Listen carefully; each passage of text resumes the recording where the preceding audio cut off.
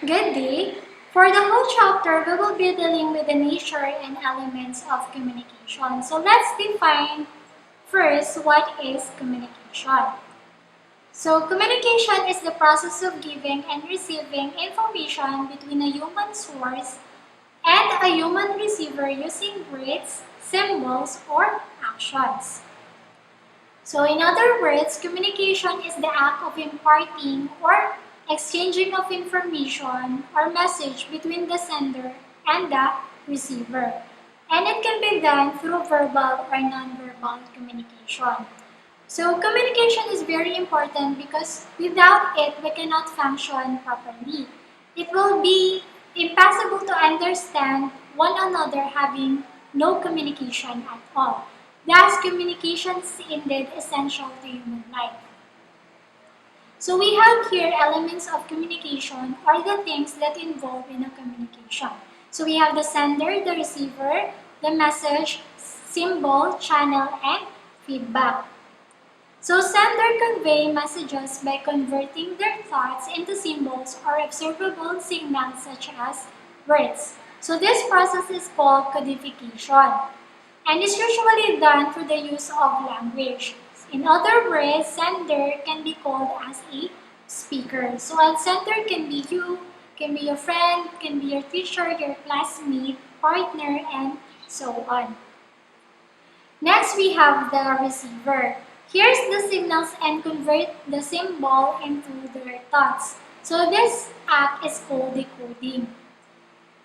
This can also be called as deciphering or interpretation. So here, the receiver is the one who receives the message of the speaker or the sender. So whatever he hears, he will interpret it. Next is the message, the ideas or thoughts that are transmitted from sender to receiver. So this is the thing that you want to convey to your receiver. So example of your message is congratulations, or your message is keep quiet if you are in the library. Or it can also be a message to your friend's actions. Next is the symbol. Symbols are observable signals transmitted from sender to receiver. So these symbols can be verbal or non-verbal. So verbal when symbols come in the form of utterances coming from the mouth of a speaker. Example, this symbol may mean that the person has tasted a delicious food.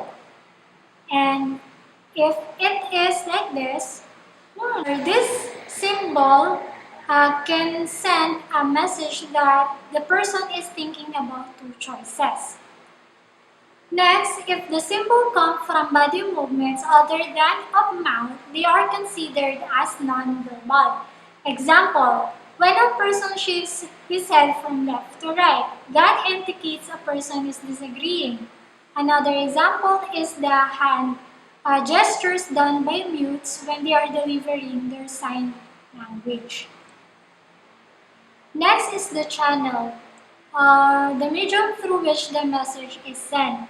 A person's message can be sent through personal or air, via cell phone, specifically texting or calling. It can also be sent through laptop, computer, radio, microphone. So these things are called as channel. So the quality of channel depends on how free it is of noise. So noise is anything that reduces the quality of signal sent by the sender through that channel. So for example, if the surrounding is noisy, the words spoken by the speaker become garbled and difficult for the receiver to hear properly. So in the case of devices, if your phone has a weak signal, it will be hard for you to have a continuous conversation in video call. That serves as a barrier in communication. Next is the feedback, message transmitted by the receiver in response to the message of the speaker. So for example, the speaker says, I love you, and you being the receiver, after hearing what he said, your response could be, I'm sorry, but I love someone else too.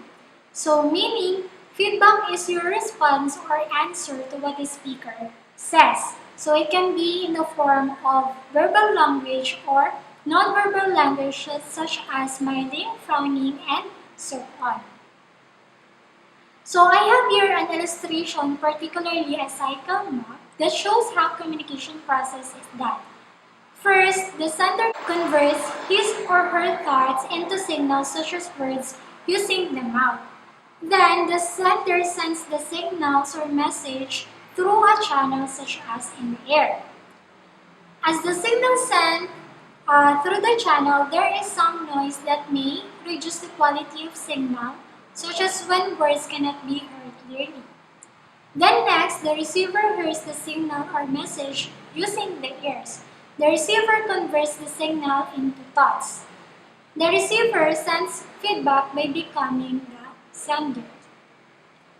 So I have also here a complete example of process communication taken from Google. So in the process of communication, we have the speaker generates an idea, followed by the speaker encodes an idea or converts the idea into words or actions. Next, the speaker transmits or sends out a message. Then the receiver gets the message. After that, the receiver decodes or interprets the message based on the context. And then last, the receiver sends or provides feedback. So we have here a complete example for that. So Daphne loves Rico, her suitor, as a friend. So she thinks of how to tell him using their native language.